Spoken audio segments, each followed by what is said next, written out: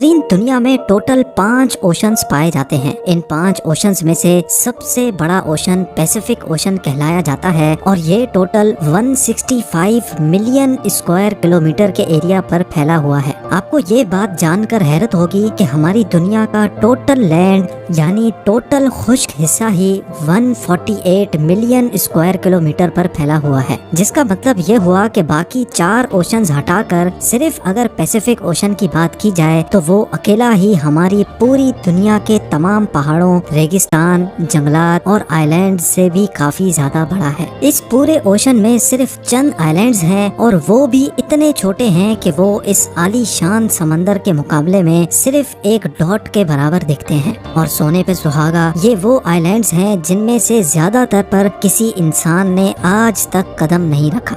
یعنی کل ملا کر بات کی جائے تو اگر کوئی شخص اس پیسیفک اوشن میں گم ہو جائے تو اس کو ڈھونڈنے کا چانس لگ بھگ نہ ہونے کے برابر ہے۔ لیکن آج آپ ایک ایسے انسان کی ریئل اسٹوری جانیں گے جو اپنی چھوٹی سی بوٹ پر اس پیسیفک اوشن میں گم گیا تھا، اور وہ بھی صرف 10 یا 15 دنوں تک نہیں بلکہ پورے 438 ڈیز تک۔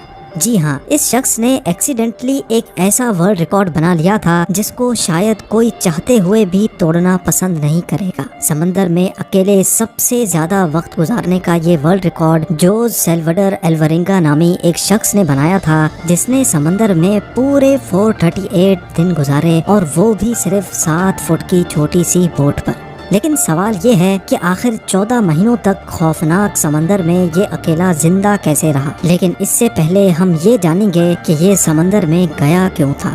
یہ بات ہے 2012 کی، جب میکسیکو کے ایک چھوٹے گاؤں کوسٹا ایزول میں جوز ایلورینگا نامی یہ شخص رہتا تھا۔ جوز اس وقت 36 سال کا تھا اور یہ ایک ایکسپرٹ مچھیرا بھی ہوا کرتا تھا۔ 17 نومبر 2012 والے دن جوز اپنے ایک ساتھی کے ساتھ فشنگ کے لیے اپنی چھوٹی بوٹ پر روانہ ہوا۔ ان کا پلان تھا کہ وہ سمندر میں صرف 30 گھنٹے گزاریں گے، اسی وجہ سے ان کی چھوٹی سی بوٹ پر کچھ زیادہ سامان بھی نہیں تھا۔ اس 7 فٹ کی بوٹ میں صرف ایک انجن اور ایک ریفریجریٹر تھا جس میں وہ مچھلیاں اسٹور کرتے تھے۔ اپنے ساتھ صرف ایک دن کا کھانا پینا لے کر جانے والے جوز کو یہ کہاں معلوم تھا کہ اس کے اگلے 438 دن اس کی زندگی کے بدترین دن ہونے والے ہیں۔ وہ میکسیکو کے ساحل سے 120 کلومیٹر دور گئے اور اپنا جال سمندر میں بچھا دیا، لیکن اسی وقت ایک خوفناک سمندری طوفان وہاں آ پہنچا۔ اپنی جان بچانے کے لیے وہ مچھلی کے جال کو وہیں چھوڑ کر واپس ساحل کی طرف الٹے پاؤں بھاگے۔ پورے 6 گھنٹے بوٹ کو مسلسل تیز رفتار میں بھگاتے صبح کے 7 بجے وہ ساحل سے اب صرف 20 کلومیٹر دور تھے اور ان کو اپنا گاؤں نظر بھی آنے لگا تھا۔ وہ اس طوفان کو تو کافی دور چھوڑ آئے تھے، لیکن اب ان کی قسمت کام کرنا چھوڑ گئی تھی۔ ساحل سے صرف 20 کلومیٹر کی دوری پر ان کی بوٹ کا انجن خراب ہو گیا تھا۔ اب نہ ہی ان کے پاس چپو تھے اور نہ ہی بوٹ کی ڈائریکشن کنٹرول کرنے والا سیل، لیکن ان کے پاس ایک ریڈیو تھا جس کے ذریعے انہوں نے اپنی لوکیشن اپنے باس کو بھیجی اور ان کے جواب کا ویٹ کرنے لگے۔ لیکن اس کے بعد جو ہوا وہ ہر مچھیرے کا گھناؤنا خواب ہوتا ہے۔ جی ہاں، اپنے باس کے جواب کا ویٹ کرتے کرتے ان کے ریڈیو کی بیٹری بھی جواب دے گئی اور اب ان دونوں مچھیروں کا باہر کی دنیا سے کانٹیکٹ ختم ہو چکا تھا۔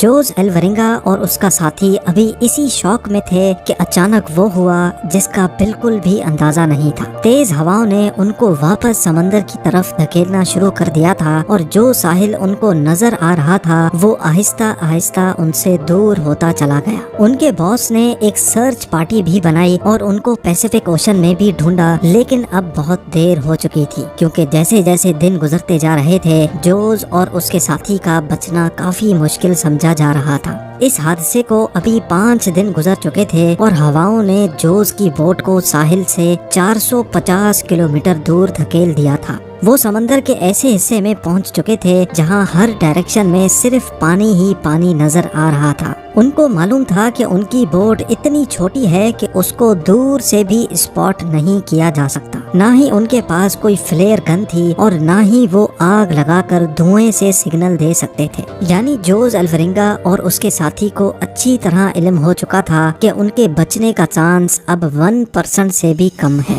جو کھانا پینا وہ ساتھ لائے تھے وہ پہلے ہی ختم ہو چکا تھا، اسی لیے اب پیٹ بھرنے کے لیے انہوں نے اپنے ہاتھوں سے ہی ان پرندوں کو پکڑنا شروع کر دیا جو ان کی بوٹ پر آ کر بیٹھتے تھے، یا پھر بوٹ کے آس پاس موجود مچھلیوں کو پکڑ کر کچا کھانے لگے۔ سمندر کا کھارا پانی پینے سے انسان کی موت ہو سکتی ہے، اسی وجہ سے انہوں نے بارش کا پانی سمندر میں تیرنے والی پلاسٹک بوٹلز میں جمع کر کے پینا شروع کیا۔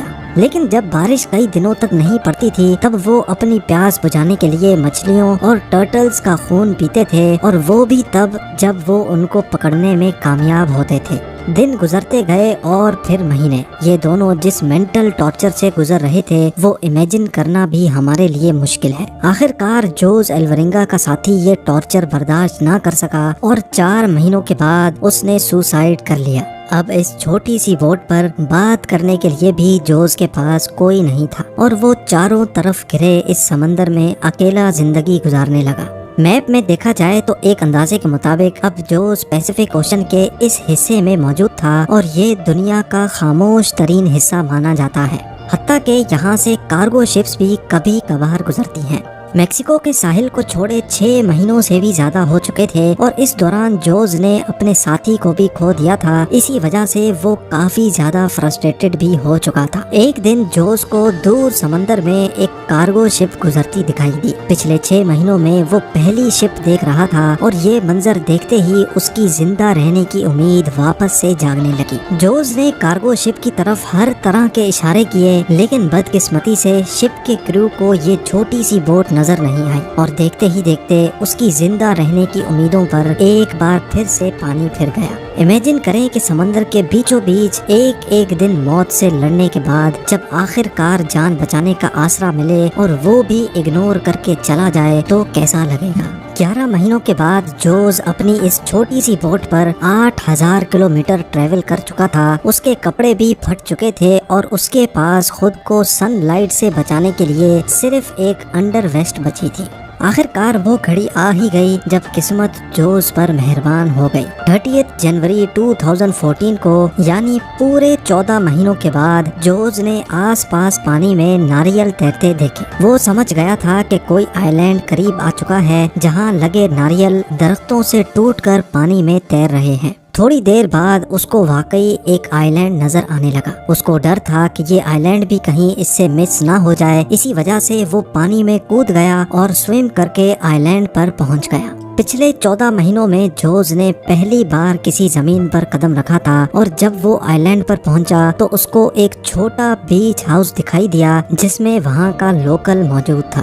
پچھلے 438 ڈیز میں جوز کا پہلی بار کسی اور انسان سے کانٹیکٹ ہوا تھا۔ یہ آئی لینڈ مارشل آئی لینڈز کا ایک ریموٹ آئی لینڈ تھا جس کو ایبون ایٹول کہا جاتا ہے، اور یہ آئی لینڈ جوز کے سٹارٹنگ پوائنٹ سے 11000 کلومیٹر دور ہے۔ یہ بھی جوز کی قسمت تھی کہ وہ سمندر میں ایک چھوٹے ڈاٹ جتنے آئی لینڈ کے قریب پہنچ گیا تھا، ورنہ اگر جوز سے یہ آئی لینڈ بھی مس ہو جاتا تو اگلا اسٹاپ اس کا فلپینز میں ہوتا، جو اس آئی لینڈ سے بھی 5000 کلومیٹر مزید دور ہے۔ وہاں سے جوز کو واپس اپنے گھر بھیجا گیا، جہاں پہنچتے ہی ایک اور مصیبت نے اس کو گھیر لیا۔ جی ہاں، واپس پہنچنے پر جوز نے 438 ڈیز کے نام سے ایک بک پبلش کی، لیکن جوز پر اپنے ساتھی کو مارنے کا الزام لگا کر اس پر کیس کر دیا گیا۔ وہی ساتھی جس نے جوز کے مطابق سوئسائڈ کیا تھا۔ امید